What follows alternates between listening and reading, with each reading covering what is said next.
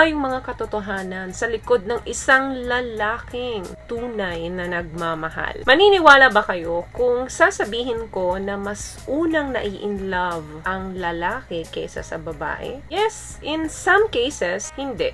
But in so many cases, yes. Yan ay pinag-aralan na ng mga eksperto natin na malaki ang porsyento talaga ng mga kalalakihan na mas una silang nai-inlove compare sa mga babae. Dahil nga, karamihan sa mga lalaki ay visual, kumbaga kung ano yung nakikita nila. So once na attractive sila sa isang tao, sa isang babae, gagawa at gagawa ng paraan talaga yan para makatch nila yung attention ng babae. At kapag nangyari yun, sila ang nagli-lead ng relationship. Whereas, kapag ang mga babae naman ay nasa first stage ng relationship nila, madalas naninimbang ang mga babae. Number 1 dyan, kapag ang lalaki ay tunay na nagmamahal, alam nyo ba na hindi nila kayang magalit ng matagal doon sa minamahal nila. When two people are madly in love, conflicts and arguments ay normal na yan. However, kahit na ang mga opinions ninyo ay sobrang magkasalungat, ang mga kalalakihan, hindi nila kayang manatiling galit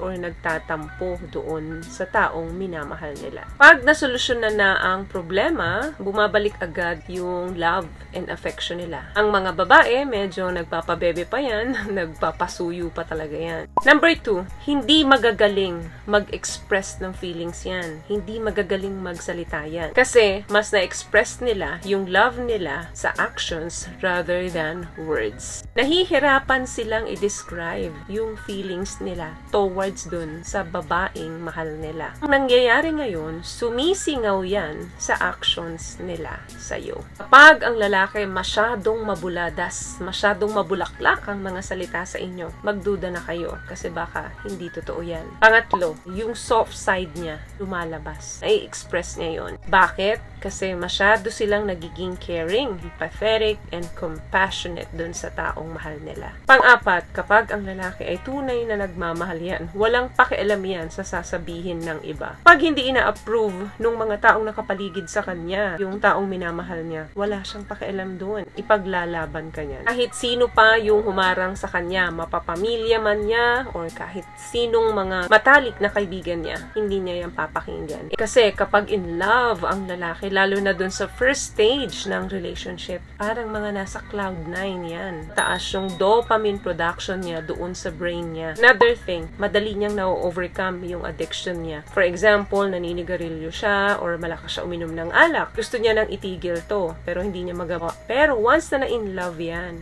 hindi niya na kailangan ng stimulants. Hindi niya na kailangan yung mga harmful substances kasi yung pagmamahal niya lang, stimulants na yun sa kanya. Kasi gusto rin nila na ma-impress sa kanila yung taong mahal nila. Another thing, gustong-gusto ng isang lalaking tunay na nagmamahal kapag ina-admire sila ng kanilang mga minamahal. Sobrang nasisiyahan yan, sobrang kinikilig yan kapag alam nila na hinahangaan nyo sila. Yung tipong babatiin nyo sila na ang bango-bango mo, ang gwapo-gwapo mo ngayon, tapos yayakapin nyo ng mahigpit, hahalik-halikan nyo, naku, gustong-gusto nila yan. Maski rin naman tayong mga babae, gusto rin natin yun. Another thing, sinusubukan niyang intindihin ang feelings mo. Maniwala ka, kahit na malakas ang topak mo, minsan lang, hindi obvious. But yes, they really tried. Ang lalaking tunay na nagmamahal ay gusto niyang malaman kung ano yung ikasasaya at ikalulungkot ng taong mahal niya. Kung may problema ka, iintindihin ka niya at willing siyang makinig sa'yo at bigyan ng comfort. Another thing,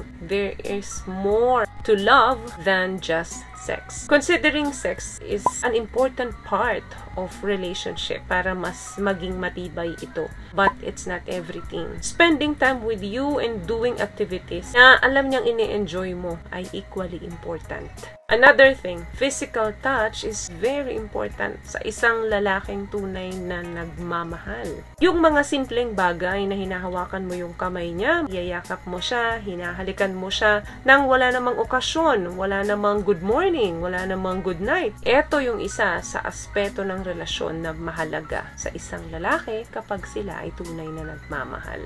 So yung mga touch, kiss, yakap, sobrang na-appreciate ng mga lalaki yan. At syempre, ganun din sila sa'yo. Dahil mahal ka talaga nila, so mararamdaman mo na masyado siyang clingy sa'yo. Another thing, Karamihan sa mga lalaki, napufall sila doon sa someone na malaki ang pagkakahalintulad sa nanay nila.